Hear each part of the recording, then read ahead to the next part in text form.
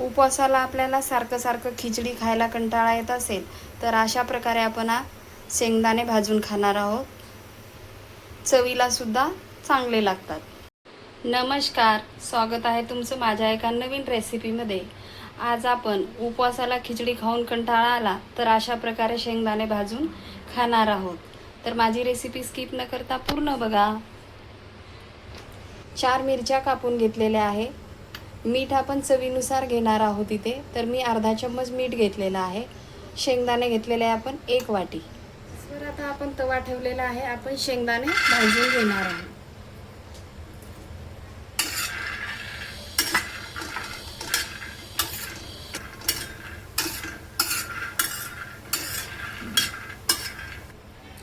आपले शेंगदाणे आता भाजले आहे. आपण याला काढून घेणार आहोत.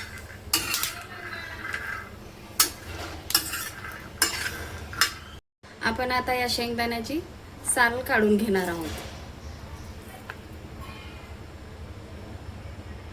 आपण आता शेंगदाण्याची साल सगळी काढून घेतलेली आहे. आपण आता हे शेंगदाणे जाडसर वाटून घेऊया.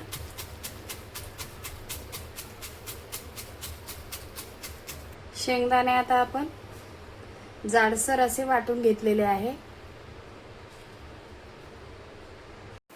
अर्धा चम्मच तेल टाकून घेऊया.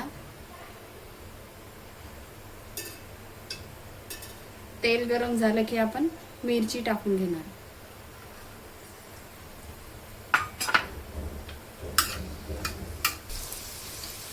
मिरचीमध्ये आपण आता थोडंसं मीठ टाकून घेणार आहोत.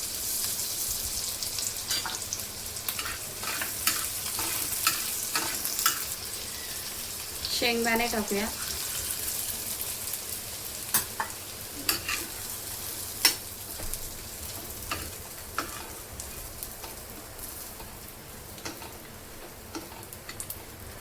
शेंगदाण्याच्या कुटला 2 मिनिटं आपल्याला भाजून घ्यायचं आहे.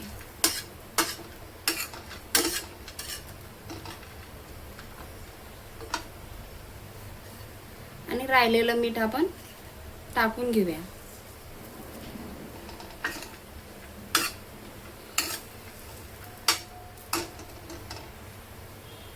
छान असे शेंगदाणे भाजून झालेले आपण आता काढून घेऊया.